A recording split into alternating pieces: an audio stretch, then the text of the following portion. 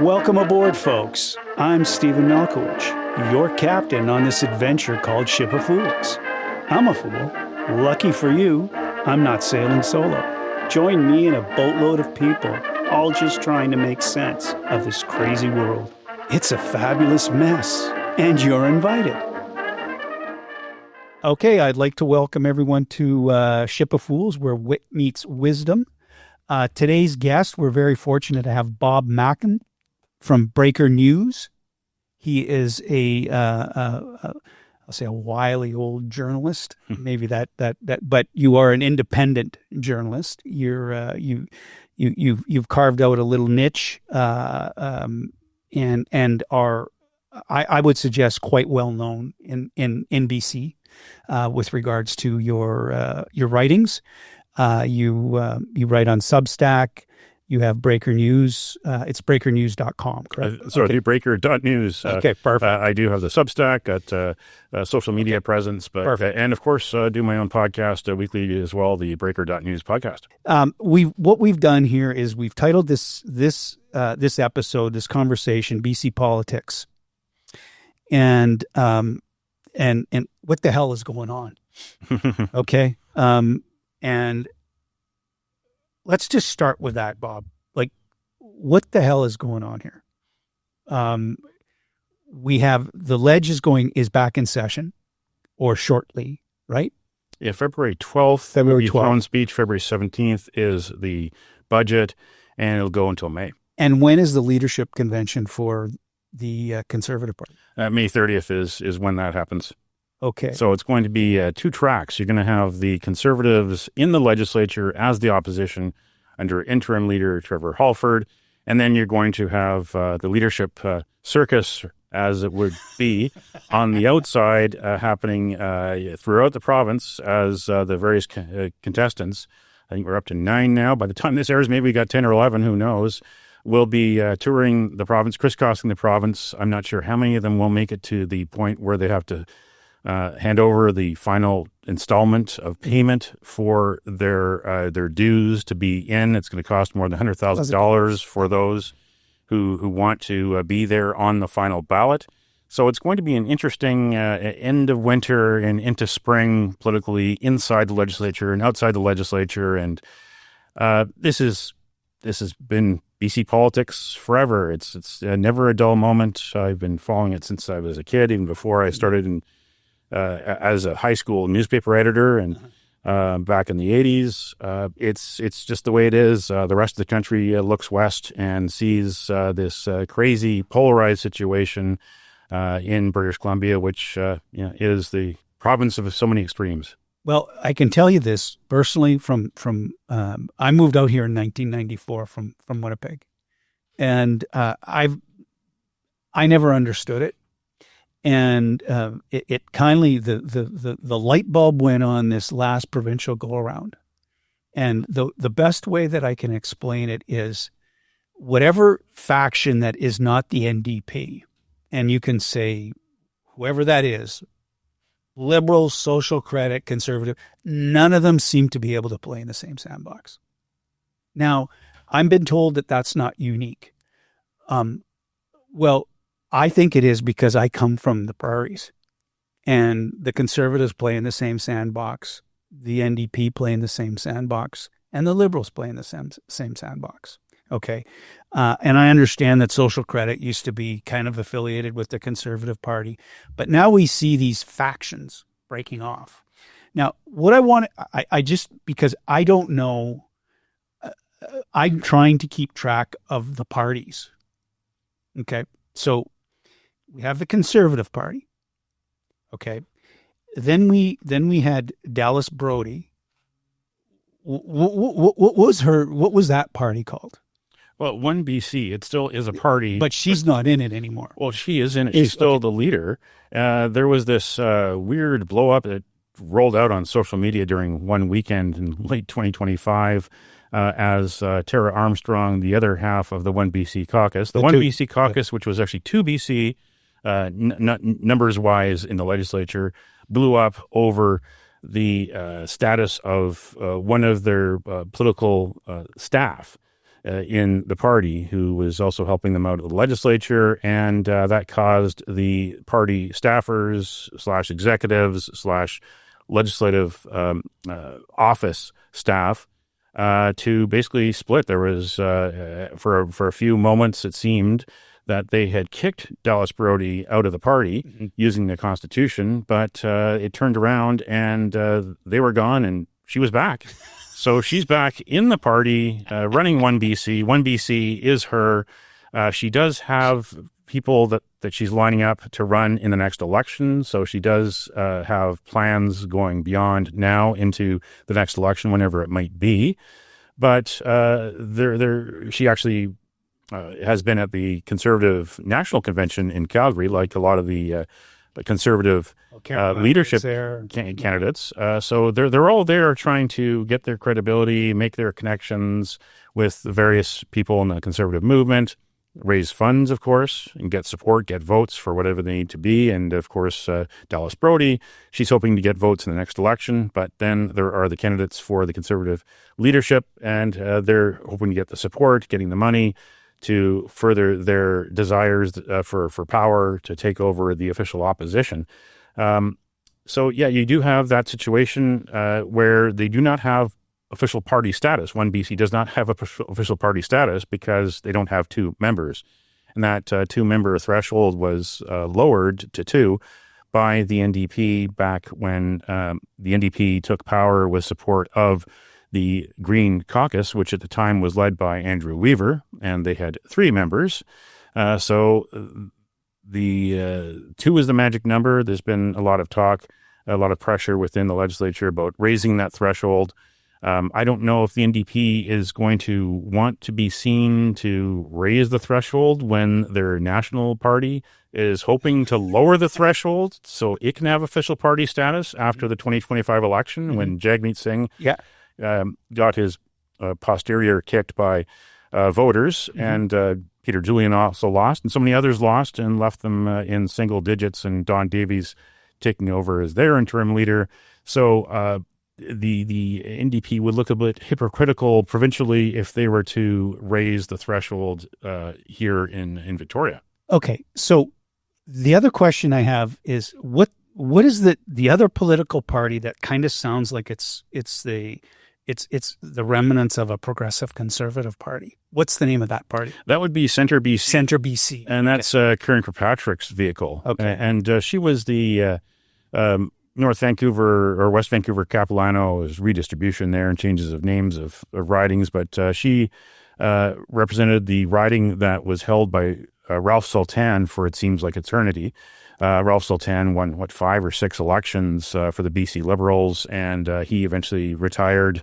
And she was, without any real public nomination process, just given the candidacy. Do they have status? Like as Centre BC? No, they don't. So, they don't have. They have status as in registration of a party name with Elections BC, but they have no status in the legislature. Okay. I don't know if she would even be able to get into the legislature without a visitor pass, for instance. So they don't have any standing in the legislature at this moment, and they are, as they say, Centre BC. However, is mainly a party of sounds awfully federal liberals who were part of the BC United coalition, and when that fell apart after Kevin Falcon made the deal with John Rustad before the 2024 election, she decided to run as an independent. There was the move by various people to try to resurrect the BC Liberal name. Elections BC would not allow it then. So she was one of those candidates who was, I guess, politically homeless for the time being, and ran in that riding in West Vancouver that she represented. And if I remember correctly, she came a very distant third. She ran quite a flashy campaign. She had a storefront campaign office down in Park Royal. She had various endorsers, and she made alliances with others who were in the same boat as her, who were also former BC United members, either MLAs or just candidates who were hoping to run in the election before the rug was pulled out from under them. She decided to carry that on after the election. I mean, she originally was retiring from politics. But when Kevin Falcon made that deal with John Rustad, she got very angry, very animated that how dare you do that and leave a part of the coalition basically politically homeless, because she thought that John Rustad was taking the Free Enterprise Coalition as it was on its life supports, taking it too far to the right, and she represented the liberal side of the coalition. And most recently, there was a news release by several members of Centre BC calling for her to be removed as leader and for the president and the vice president of the party to be removed as well. So here's a party which is, still in A ship of it's a ship of fools. Well, it's still in the dock, trying to load up its supplies and set sail. It doesn't really have a chart for its course. And here there are people saying that the captain and the first mate have to go. So where will that go? And I'm kind of wondering what is Kirkpatrick's future if Jonathan Wilkinson, the North Vancouver Liberal MP, finally gets what he's been, according to the press gallery in Ottawa, negotiating for months, which is an appointment as an ambassador probably in Europe, maybe even Germany, in the seat that late John Horgan left vacant. So Jonathan Wilkinson was left out of cabinet by Mark Carney after being one of his top supporters on the West Coast. He wants to get out of the Parliament and get into another position. Does Kirkpatrick just say to heck with Centre BC and waltz on into a nomination for the run for the Liberals in North Vancouver, which he'd likely win, unless, of course, the federal Conservatives were to counter with a star candidate of some sort. There's been talk that Mark Carney wants to have various by-elections for empty seats on the same day. Of course, there's also questions whether Mark Carney wants to do something bigger and have a full-on election in 2026. So there's a lot of signs pointing to that. We saw what happened in January with that heavy advertising buy on NFL games, on radio, throughout, of basically recycling his campaign slogan from 2025, Build Canada. And they even actually tweaked the federal advertising rules to allow for partisan messages into taxpayer-funded ad campaigns. And, of course, we saw Mark Carney go to Beijing. We saw him in the Middle East. We saw him in Davos, getting a lot of attention and really taking up a lot of media reporting throughout January. Quite a big start of the year for him, because I think it's very possible that the Conservatives, the Liberals, Liberal government, minority government that is, has gone so far in its bid to find floor crossers. Yes. And they've reached a wall when it comes to floor crossers. So what next? Does he run those by-elections for various seats that need to be filled, or does he go for a full-on federal election to get that majority he so desires at a time when they could possibly take advantage of the way the Conservative Party is under Pierre Poilievre, even though he got 87.4%, the magic number of support at the Calgary Convention. There are various polls that are saying that Pierre Poilievre has lost the red Tories, and we're seeing, of course, the divide in Canadian politics. The right go a little further right, the left go a little further right, but I think they're neglecting the middle. Mm-hmm. That's still a large pool of voters, people that are not politically aligned, people that don't have time to be members of political parties, that pick and choose who they want to be in power municipally, provincially, federally. They're more pragmatic. They have a lot of the same concerns. The polls are all saying the same things about cost of living, about health care, about public safety. And a lot of people are just politically homeless, but people will decide on their votes, and a lot of people are just moderate centrists, and that's the Canadian way of things. And that could be what is the tail of the tape for our political parties, is if they do neglect the center and if they go too far one way or another. The NDP get in. Well, the NDP... Provincially, but the NDP don't exist federally. Well, that's an interesting issue there, is because the NDP also have a leadership race. Does anybody care about the federal NDP leadership race? Well, I don't think anyone will per se. Maybe NDP members provincially, and I think David Eby and his people will if Avi Lewis wins. And he's really the front runner. He's, I guess, NDP royalty. His father and grandfather were leaders of the party, and Stephen Lewis became quite famous worldwide for his role at the United Nations. Now, Avi Lewis has been really, for many years, an eco-socialist.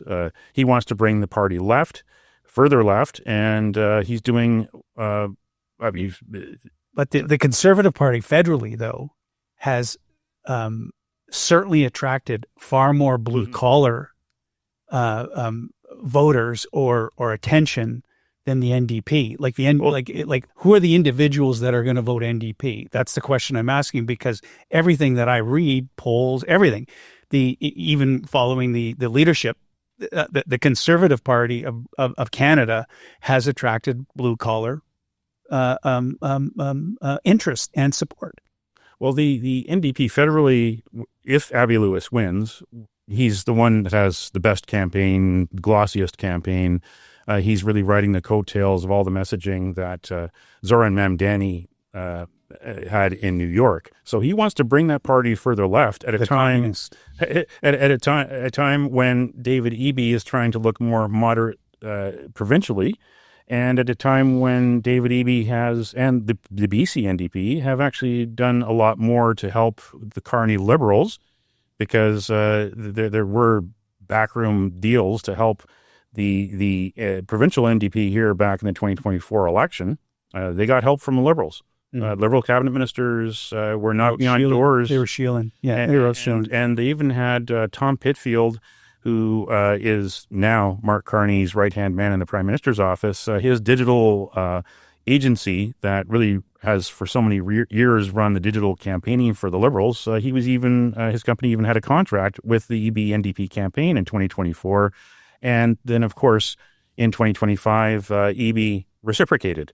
We saw NDPers that were helping out Mark Carney and the Liberals. We even saw that strange situation, never seen it before during an election campaign, where you had the Prime Minister on campaign stop by the legislature in Victoria and have a meeting with the Premier at the time, part of the Liberal campaign. So you've got an interesting situation here where, what is the future of David Eby if the federal NDP goes further left, if Avi Lewis, who I believe is a constituent of David Eby's, if not living in his riding, working in his riding at UBC. What happens if that happens? Because unlike other parties, the NDP is integrated. You've got a pyramid of federal and provincial, and then you've got various municipal versions of the NDP. But the federal Conservatives and the BC Conservatives are not officially one. They may be one family, but they're actually not one organization. Let's back up the bus here. What happened? Like Rusted, I heard a lot of things that were going on, and I'm not going to repeat them because it's just hearsay. But what the hell happened there, Bob? Was it just, the knives came out and that was it? You had a bunch of people in caucus recording and doing all kinds of goofy things, and the moment that the election was lost, it appeared the knives came out right away. Like was he just a placeholder? I think there was a bit of a lull afterwards, because he did, after the election, rightly say that they did well. The Conservatives, they did come so close. There were the questions about how Elections BC was handling, especially the Guildford riding, and how that should have, maybe it's being investigated now since the court action is over, but it should be investigated. There are those live allegations of potential vote buying or vote influencing, serious allegations that should be taken seriously. Talk a little bit about that. Well, you have Hanveer Randhawa, the conservative, who was also a lawyer, who had plenty of people working for him in his law firm who were able to do the investigation that needed to be done to bring those allegations to the fore. And he lost eventually by just 22 votes upon the judicial recount. Mm-hmm. On election night, it looked like he was going to win and defeat Gary Begg, who for many, many, many months before the election was showing that he was desperate to stay in power, looking for anyone who could help knock on doors. And I was hearing a lot of back channel that he was scared for his political future, thought it was all over, and pulled out this miraculous comeback that they were able to find these votes. And Hanveer Randhawa, the conservative, said that they found these votes essentially because of a drug recovery house across the street from a school where there was a voting station, and that ballots were delivered to this recovery house, which is funded partly by the local health authority. And you had the person running the recovery house who had made donations to the NDP before. These were the allegations, and that some of them were substantiated when it comes to how the votes were moved back and forth. And the startling revelation was that Elections BC eventually said that there were mistakes made in how this procedure was done for this polling station. But they said that they were found too late, and by technicality, they should not be allowed to be adjudicated in court. And that was their position. Eventually, though, Hanveer Randhawa did withdraw his objection. He announced in December that he felt that it would put some of the vulnerable people living at this recovery house through more problems, more grief and trauma, as well as their family that they didn't deserve. And he just sort of, died on his sword. But I think he's someone to watch politically. Does he run in the next municipal election in Surrey? Does he wait? Because there's now a municipal Conservative Party that's popped up, that's registered in so many different communities.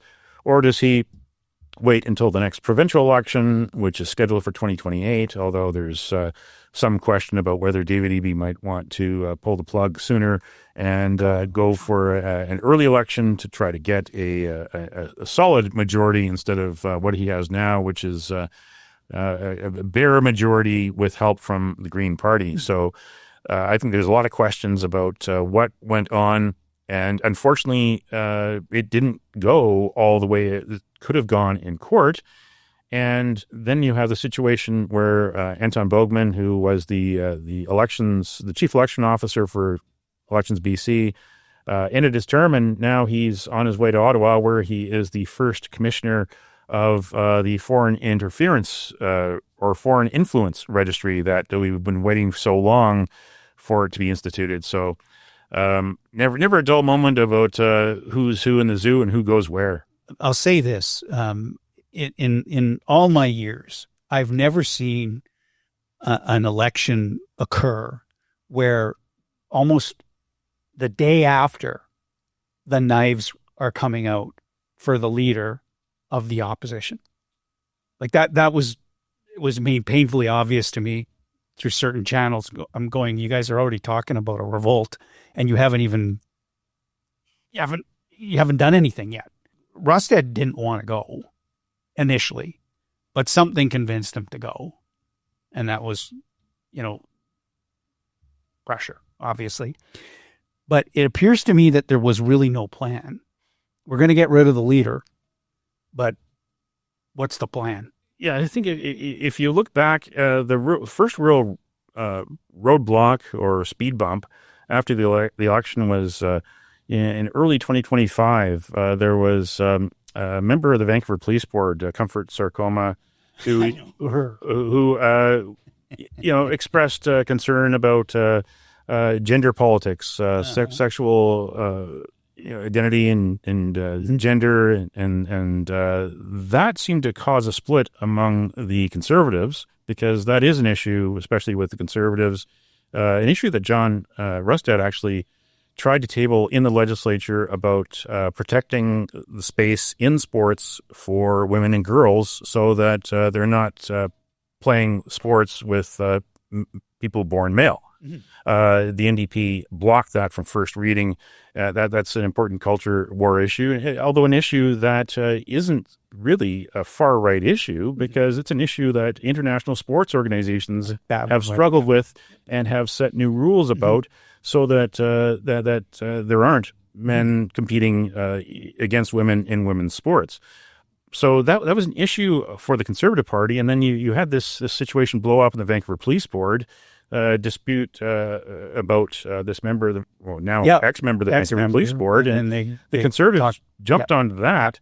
And you do have in the caucus Eleanor Sturko, one of the strongest voices, and one of the biggest names to actually jump from BC United into the Conservatives before the 2024 election, someone that has been talked about as potential leadership material, although she's not going for it this time.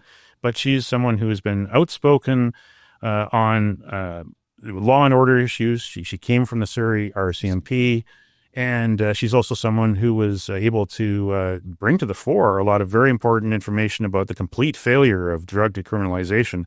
And yet she is a lesbian, and she did express her displeasure with members of the caucus supporting Comfort Sarcoma. She went after Comfort, and she publicly went after. So that was the first split there, and then you had the annual convention, the first convention after the one on the island. The one in Nanaimo, and you had a battle for the board, and you had allegations that the Rustad slate was a bunch of bust-in people pre-arranged to vote for him and his slate.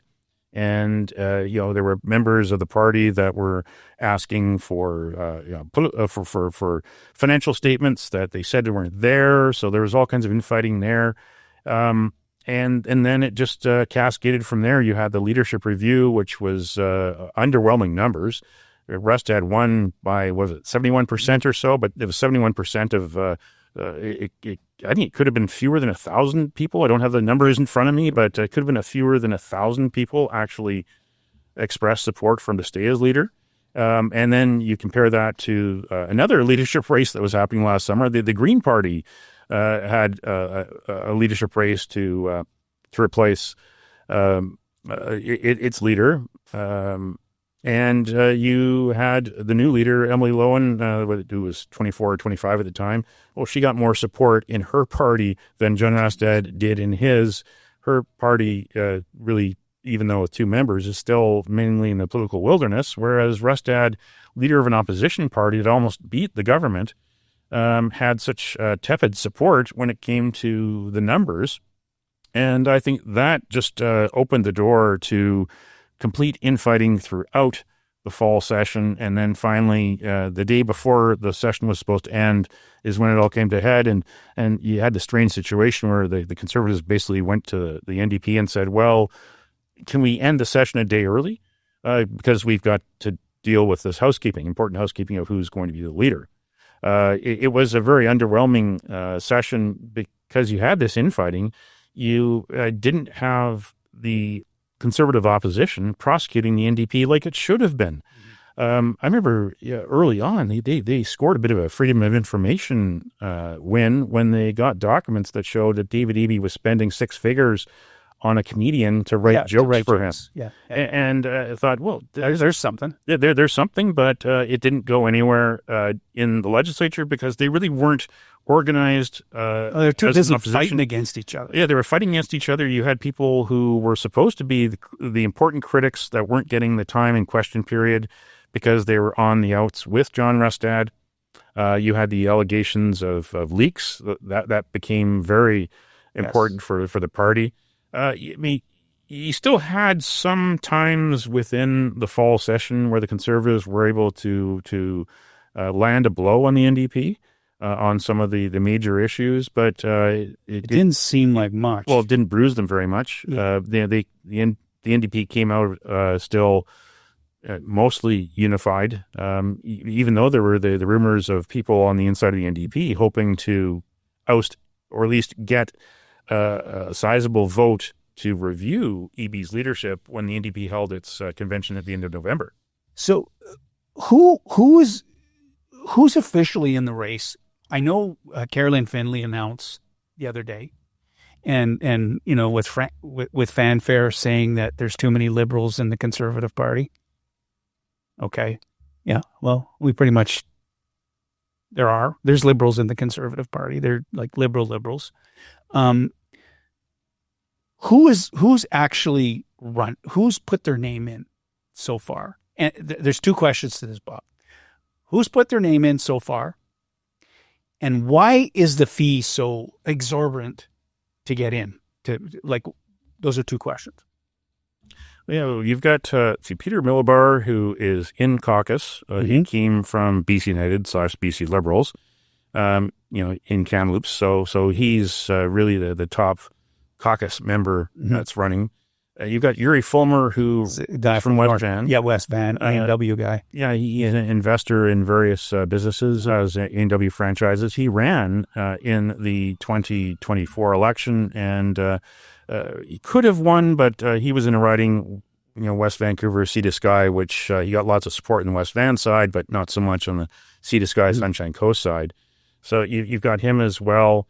You've got Carolyn Elliott, the sister-in-law of Kevin Falcon, who, she actually helped negotiate the BC United withdrawal from 2024. But she's been quite vociferous in recent months, doing a podcast, doing a lot of newspaper op-eds for the Public Land Use Society, which has been pointing at the shortcomings of the NDP's land use and land claims negotiations or lack of negotiations, which had ended up in court, and when it comes to the First Nations, and she has been pushing very much a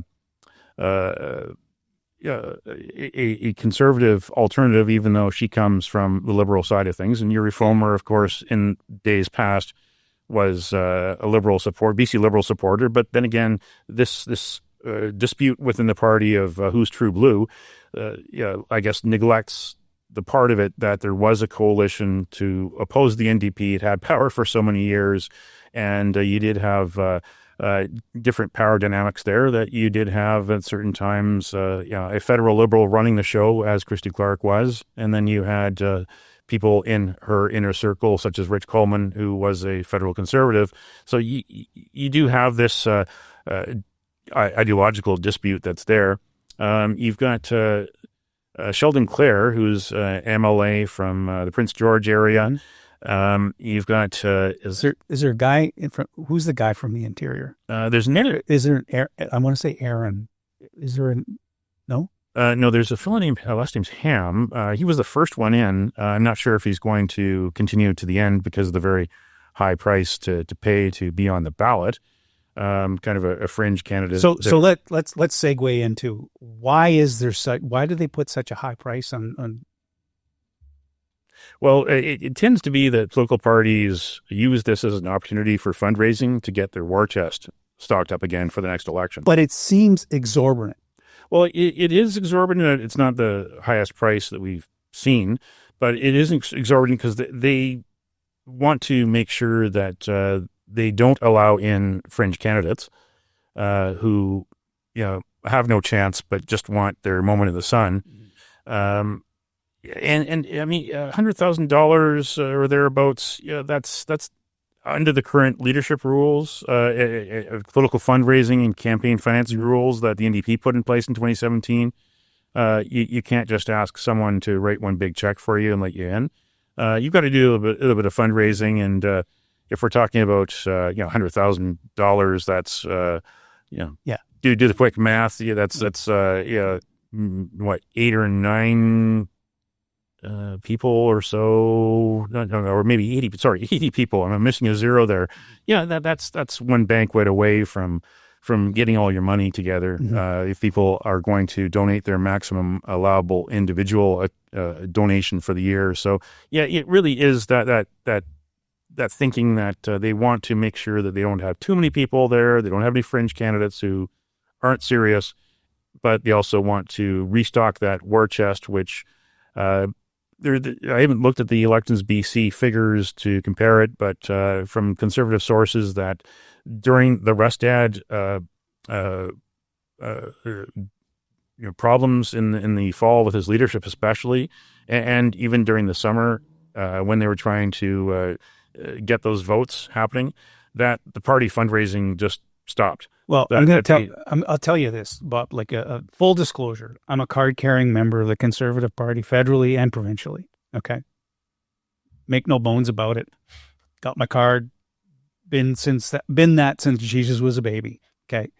The one thing that I noticed over the last, I'm going to say 4 to 5 to 6 months, the amount of asks that were coming out for money was aggravating. Completely aggravating. Like text messages, email messages. I've been involved. I'm a political hack from way back.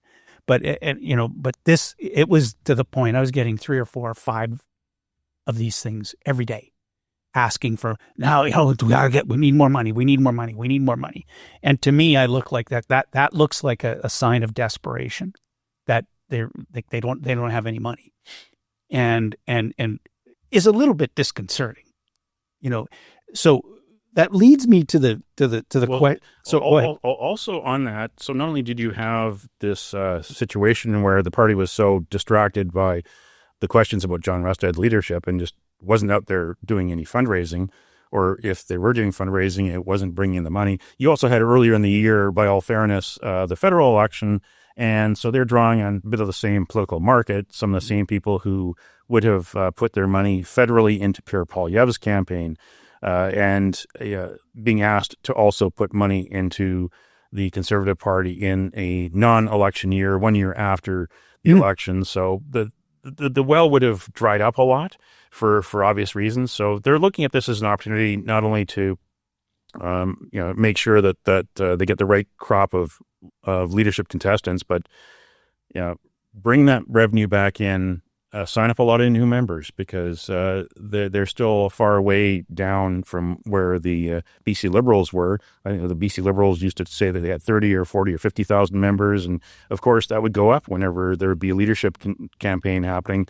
That's a time to reinvigorate the party, and for any party, and also bring that revenue back in and get ready for the next election.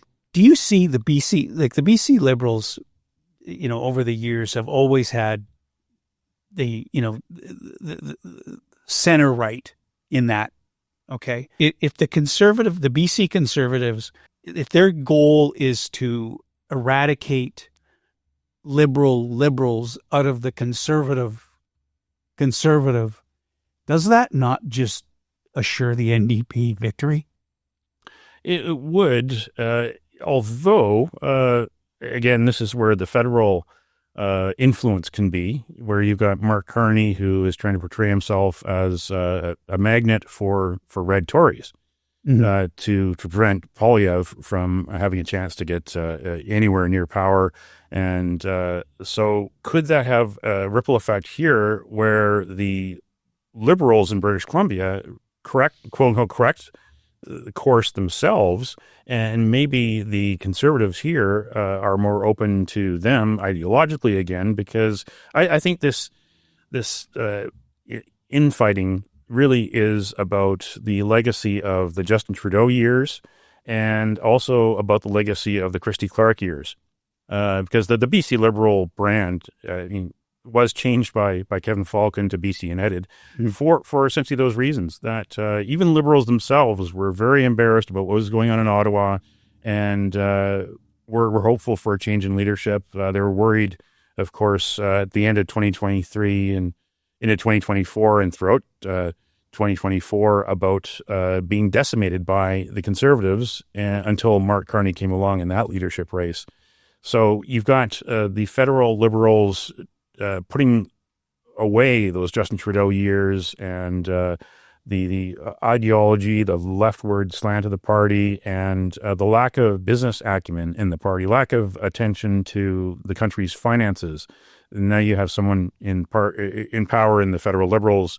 That's where he came from, is finance and being a central banker. So you've got that situation there, and I think that if the Liberals are, or if the Free Enterprise Coalition, which is now under the Conservative banner, if especially through this leadership campaign, can open the door and try to be a big tent and try to put that past behind it, because there might be a lot of younger members who weren't politically active and people that have moved into the province. Give me the odds of that happening, Bob. Well, as long as the party does really divorce itself from the Christy Clark years and doesn't welcome back the same cast of characters. The NDP had this problem back in the 2000s when it was left to just two members, Joy McPhail and Jenny Kwan, after the 1990s, after the party was dragged down so far. It had a bit of an identity crisis that how are you going to go forward if the people that were there as the party imploded come back and are just recycled. And we've seen the NDP do some recycling since then of some of the same people from the 90s, so many decades further. But will the voters remember those BC Liberal years when the party really lost its way and completely ignored the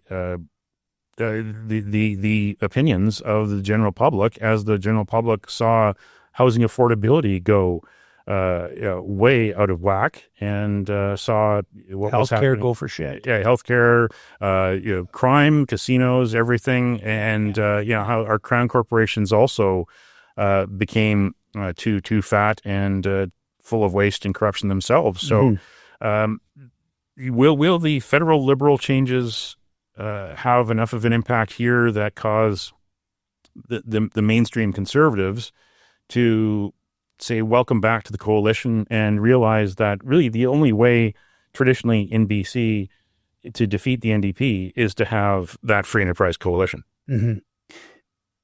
See, me being a prairie boy, when like the name, the Liberal, it doesn't sit well. Not to say that I didn't. I admit provincially I did vote Liberal. I admit that, but that connotation of Liberal, that would take a whole heck of a lot of convincing to, I think, a good chunk of the electorate to get on side with that.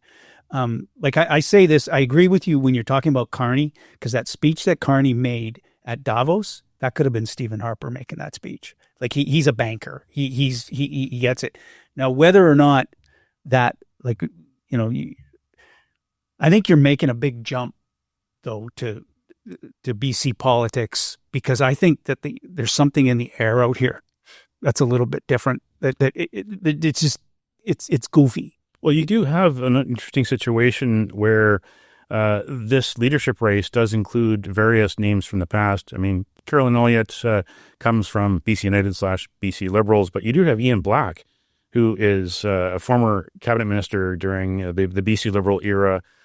He actually went to Calgary to the Conservative Convention himself, and again, he's trying to say, no, he's now true blue. But you do have someone like that, and then you have someone jumping into the race more recently, Daryl Jones, the former Save On Foods from Pattison Food CEO. Someone that became quite a star on advertising for Save On Foods, and goaltender from Cranbrook, helped build that brand. A BC success story for all those years. And I mean, he started off just as a grocery clerk way back when. It's a good story. And now he wants to be the premier, wants to win the Conservative leadership. Our rendition of Doug Ford. It could be. And he's an interesting guy because, funny enough, in his last few days before he retired from the Pattison Food Group, he was there at a photo op with David Eby. Early on in David Eby's whole Elbows Up Buy Canada campaign, and they had a photo op at a Save On food store in Vancouver to promote the NDP's Buy BC program. And there Daryl Jones was and did a photo op with David Eby afterwards, shaking hands and, shoulder to shoulder. And funny enough, David Eby was asked at that news conference in the presence of Daryl Jones at a Save-On-Foods store about high grocery prices. And I found that clip, put it on social media last week. David Eby wasn't really saying much about high grocery prices or blaming grocery retailers for the prices. He kind of deferred that question back to Save-On-Foods. So here we are a year later, and Daryl Jones jumps into the race, and you get NDPers start calling him the grocery gouger. Well, David Eby really wasn't caring about high grocery prices the year before. It's maybe because, does David Eby do any of his grocery shopping himself anymore? Does he have time to, number one? Number two, does he look at the receipts when either Mrs. Eby or anyone else that they hire brings that home? Or is it that, they've got two incomes in that household and they're kind of divorced from the struggles of the rest of the populace? Okay. There's a number of other topics I want to talk about, but there's one that's sort of burning here, and local and regional politics, and you want to talk about the federal election, and this is specific, Carney and the pro-China lobby, and let's talk a little bit about this here, and it kind of like a lot of things. One thing that sticks in my mind here, and it's kind of down the list, is the wastewater facility that in North Van. And I had some inside knowledge because my sister has a good friend my sister lives back on the prairies, but she has a good friend that lives up in the North Shore, and we've had dinner with them before and talked. And what started off as a surcharge or a surtax on just those that are on the North Shore has sort of translated into the rest of the Lower Mainland. Everyone's going to be paying for this shit. Pardon the word, because it's a wastewater the thing. Let's talk a little bit about this. How does shit like this happen? I think it's partly systemic. Now, the federal Liberals wanted to, as part of their environmental platform, wanted to improve the cleanliness of our oceans for good reasons, because that's honorable. We need more big mammals, more orcas. We need more and better salmon. We need to do whatever we can for our coastal industries. In order for us to feed ourselves and to export seafood around the world. And the people that work on the water in those industries, of course, need to have water that's cleaner and better. And there have been problems in wastewater treatment plants that are antiquated or not doing the job. So they wanted to build this secondary treatment plant to replace the one that's at the Lionsgate Bridge, which I believe dates back to the 1960s. And the BC government, the federal government, were together going to pay half the bill, and that was when it was about $700 million. And now it's... And then it went off the rails. Interestingly enough, this is being built on the former site of the BC rail station in North Vancouver. There's some bad history there because, of course, the BC Rail scandal. Yeah. So it's like the property was cursed. But from my understanding from experts is the property, they should never have chosen that property to begin with, because it was just not the kind of property you want to build something big and complex. So how many billions are we into this now? Well, now we're close to $4 billion. So officially around $3.86 billion, and it could get worse.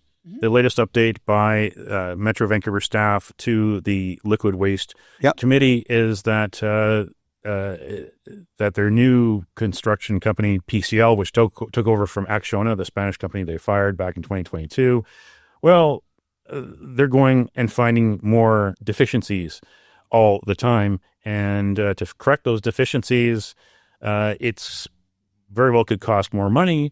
It's also possible that this may not be finished by 2030, the new deadline. This was supposed to have been finished by 2020 at $700 million. Now we're looking at 2030, almost $4 billion.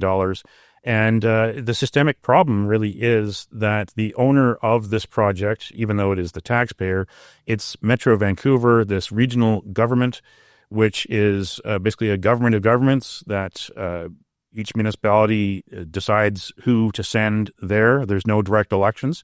And you've got this regional district, which is just a giant utility, which also does have parks, and it's got an affordable housing division.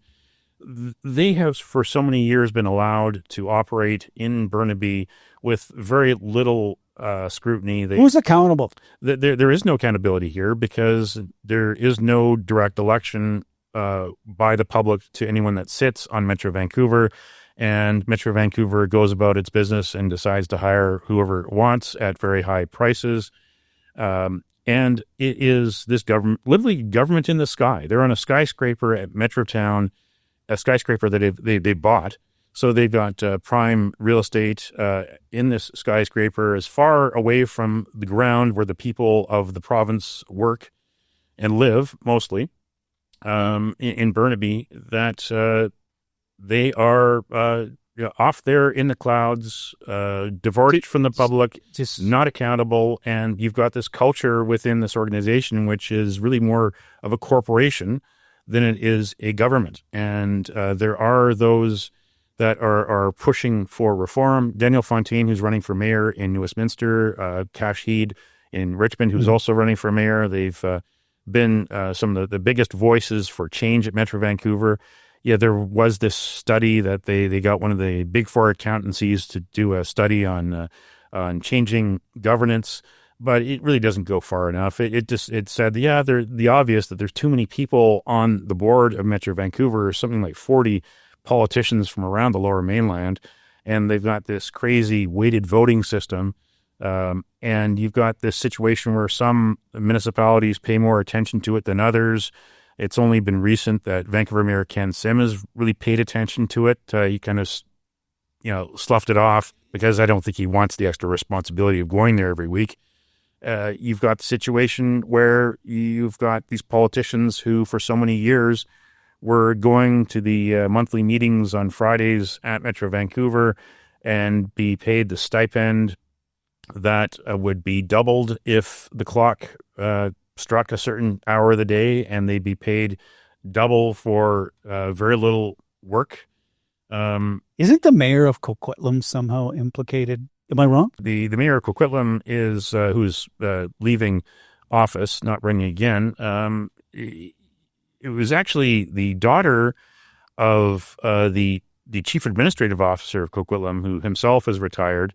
But didn't he get rehired in Richmond? No. This fella, his daughter was able to get the credentials somehow for the mayor of Coquitlam's email system, and was able to take a photo while visiting her father of the screen, and shared it with her coworkers where she worked at Acciona, the company that had the contract. And Acciona at the time was on its way out.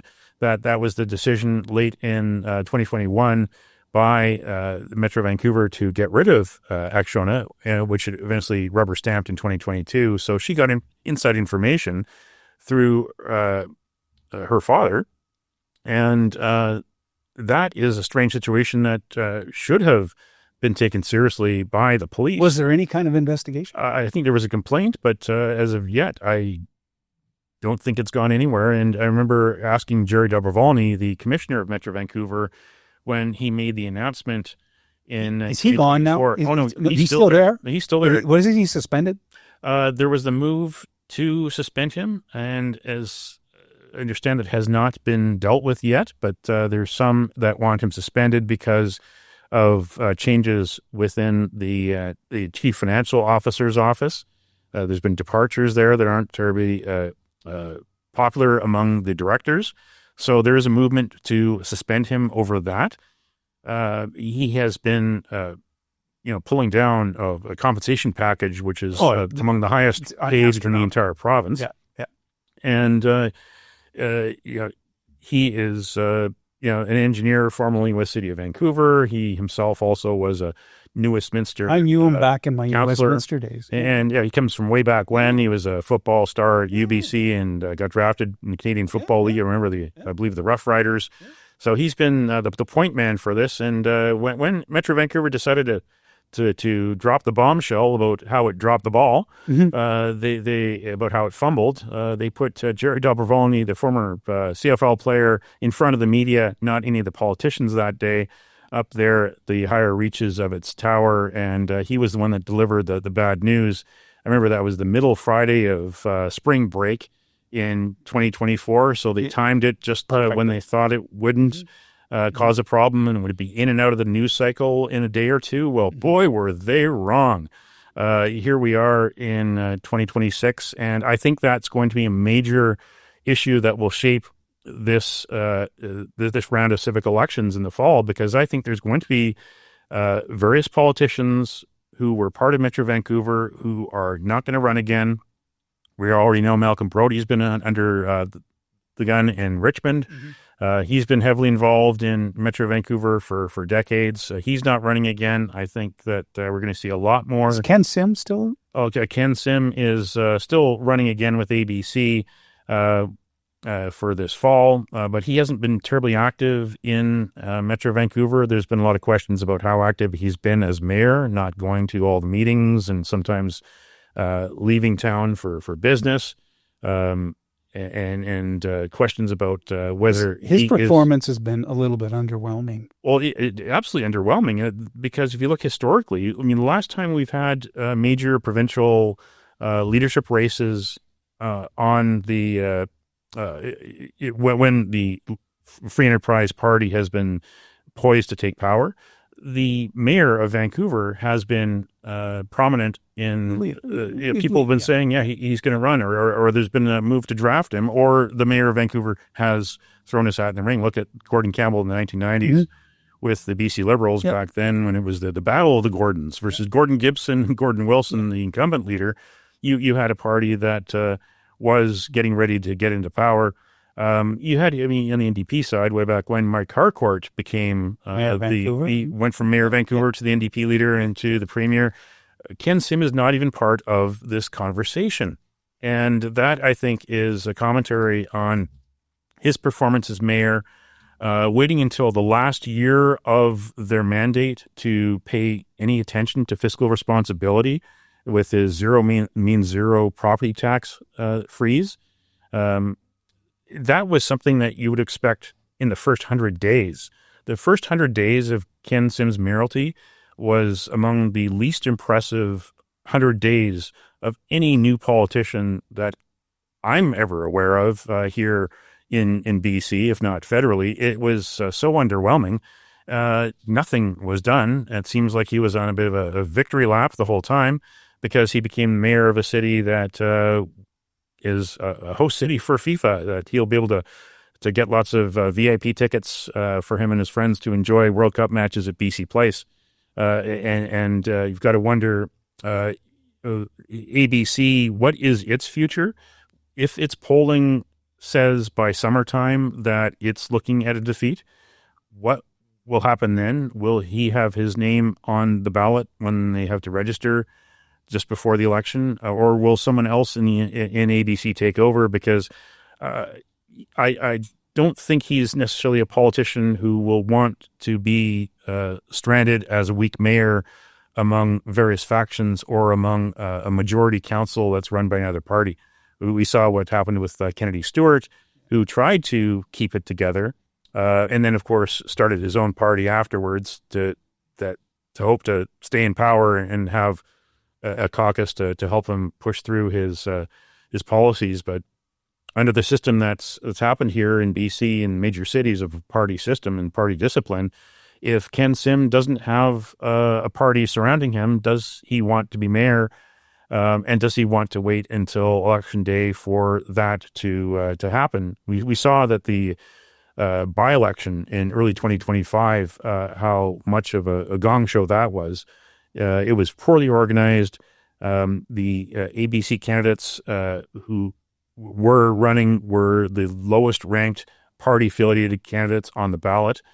And, they also lost Rebecca Bly. They got rid of her from the party caucus during that whole by-election period. And now she's one of those running against Ken Sim, along with she's got her own Vote Vancouver party. Then Kareem Alam, who was the campaigning manager for Ken Sim in 2022 and who was his original chief of staff, he's running the most concerted campaign with the Vancouver Liberals. There's someone who's resurrected the Liberals, the Liberal name in BC.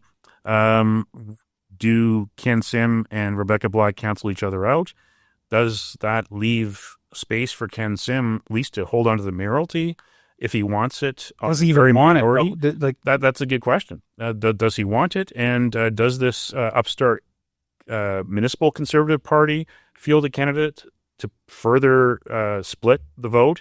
Does Pete Fry with the Green Party, does he become the left wing compromise candidate? The Greens in past have not been terribly liked by the NDP and the NDP machine because the Greens have not been seen as really a party, a labor friendly party.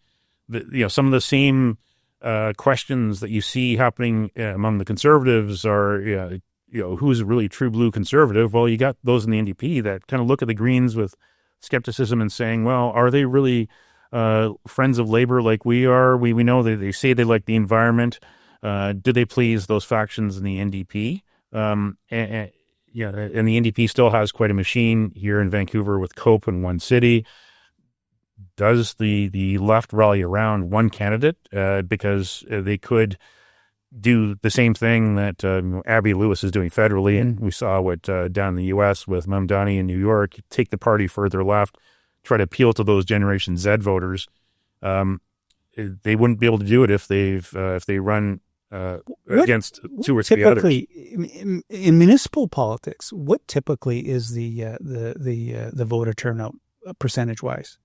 Is it like 27, 30? Yeah, roughly. I don't have the numbers in front of me, but I think 30-ish. 30-ish. Okay. I mean, if there's 40 or so, that's a good it's a good one. But okay. I think there's going to be enough issues on the table that you could get an election where people are animated and unhappy with what they see. And I think there's enough out there for voters who were on the ABC bandwagon back in 2022 when they won by a landslide, enough of those people to be looking elsewhere instead of keeping their votes at ABC. And we saw that with the by-election where two left-wing candidates won there. Was that really a byproduct of the get out the vote by the left wing, or could there have been some disaffected ABC members that said, to heck with it, I'm going to send a message to ABC to get your house in order by allowing these voices on council? What was it? Although I do know that, because I got lots of calls from a lot of people who were unhappy on that day, getting off work or finished taking their kids to soccer or hockey, or other activities, and thought they'd drop by their local community center, cast their vote, and they'd be in and out in 15 or 20 minutes. Well, they got there with lineups and they were told, wait for an hour or two. There were a lot of people that day in that by-election that just threw up their hands and said, I'm not voting because I'm not going to invest 2 or 3 hours of my time. Mm-hmm. And remember what happened with the vote tally, how late it went into early morning. I was covering the Team for Livable Vancouver event. Colleen Hardwick was running for city council, and that went way late into the night. I think I got there hoping to get the first returns shortly after 8 o'clock, but I think I was there after midnight.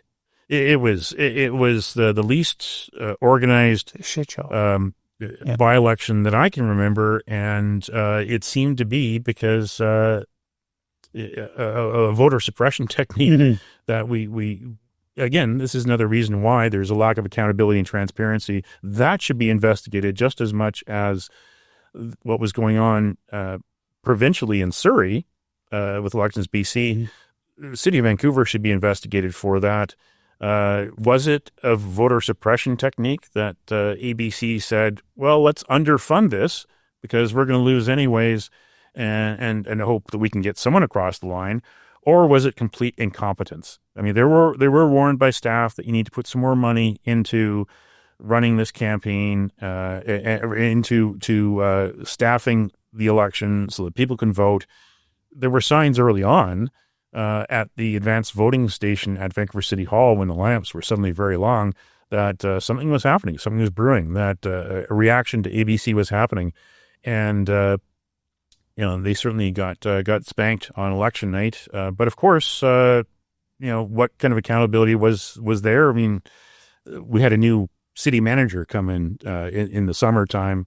What was that part of the reason why Paul Mackin was let go and they brought Donnie Van Dyke, or was Paul Mackin let go and Donnie Van Dyke brought in as the new city manager just to put in place the ABC platform in the final year of the mandate to get itself ready for re-election?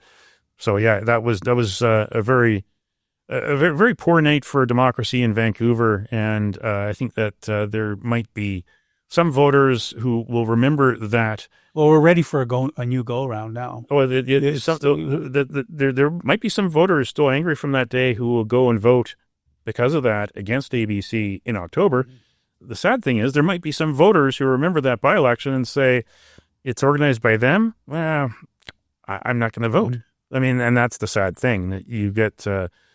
We saw it under Vision Vancouver as well back in 2014 when Gregor Robertson was running again for what turned out to be his last term against the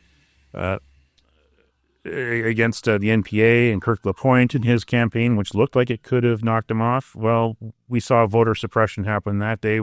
Various voting stations run out of ballots. Some voting stations that had almost no one go and vote. Is this just unique to Vancouver? Or is it happening out in Surrey? Is it happening out in Langley? Is it happening out, or is it just Vancouver? I think Vancouver gets most of the attention. It probably happens. Well, it's not exclusive to politics here in British Columbia. You hear about it in other provinces, but the unique aspect of Vancouver has been, and then other municipalities nearby in more recent years, is the party system. And you had the NPA after Cope, dominate city council. You had elements of party discipline, but it really was mastered during the Vision Vancouver years under Gregor Robertson, where you basically had that NDP Liberal coalition with party discipline and a very well oiled machine that took a lot of donations from developers.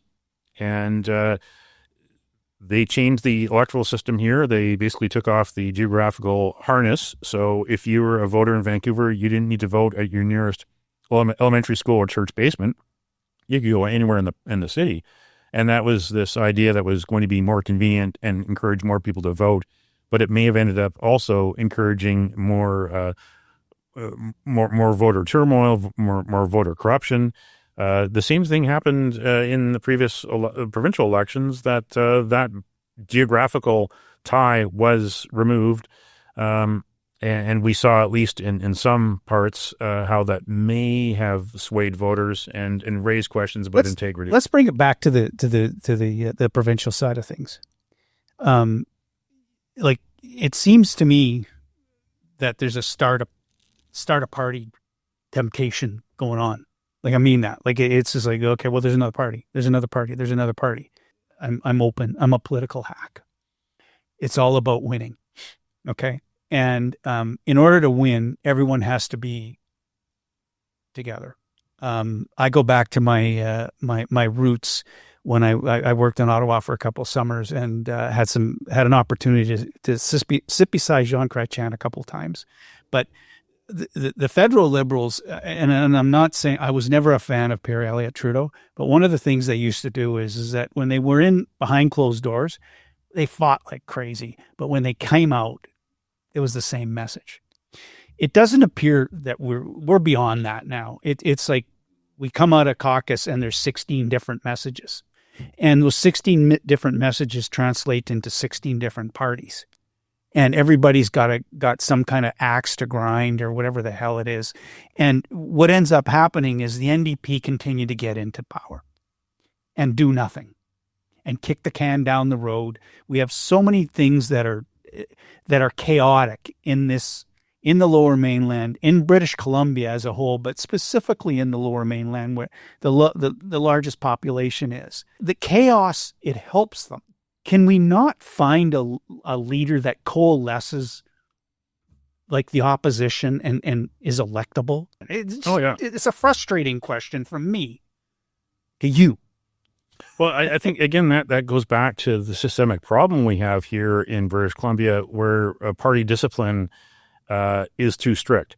That and this is actually subject of a documentary that Sean Holman did back in 2014 called Whipped, looking at from both sides of the House. He had BC Liberal and NDP MLAs who talked about the dynamic of pleasing the voters in their ridings and then going to Victoria and then being told in no uncertain terms by the leader once they got to Victoria that it's my way or the highway.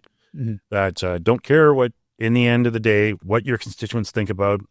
We've got the Premier's office to set the policy for the party, to back up with numbers, and whatever your constituents want, that's a priority for another day. And if they want something that's contrary to what the leader wants, well, the leader, that's the decision made, the leader there.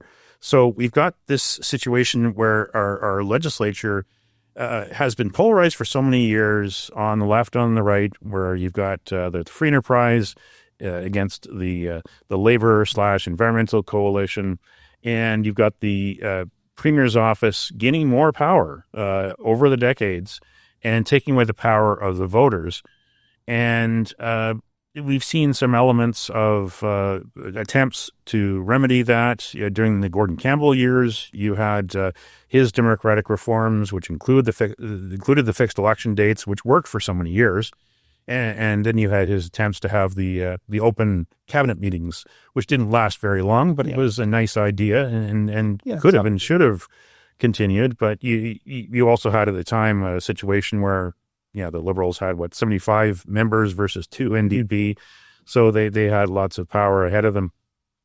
So I think that ultimately is the problem, that that system seems to be breaking down in the wrong way. It really should take a leader taking some courage and saying, okay, well, we're not going to have party discipline per se, because we're going to put more emphasis on what the people who put us here, what they want, because they're ultimately the ones that are paying the bills. And there's got to be other mechanisms that can be put into place. We do have the referendum and recall system, yet those are the thresholds are way too high. And yet we need to have a situation where I think the party leaders have to be scared of the public and their power at the voting booth. And there needs to be perhaps even scheduled referenda. There's got to be more mechanisms for the public to be heard. Because right now you've got various types of petitions that might end up in the hands of a politician who takes it to question period and who takes it to the statements by members portion of the legislature and says, I've got 5,000 signatures from constituents who want this or that. It gets tabled and nothing happens after that. The people feel that they've taken effort to bring an issue to the fore, and that's as far as it's going to go, because their MLA, who essentially can put a petition on the table, does that. Happens. Nothing happens, because nothing happens behind the doors of caucus or cabinet, and the people end up being told essentially, well, one day out of 4 years, we'll hear you. And we pretend to hear you when we knock on the door at the during a campaign, but you get 1 year, one day every 4 years.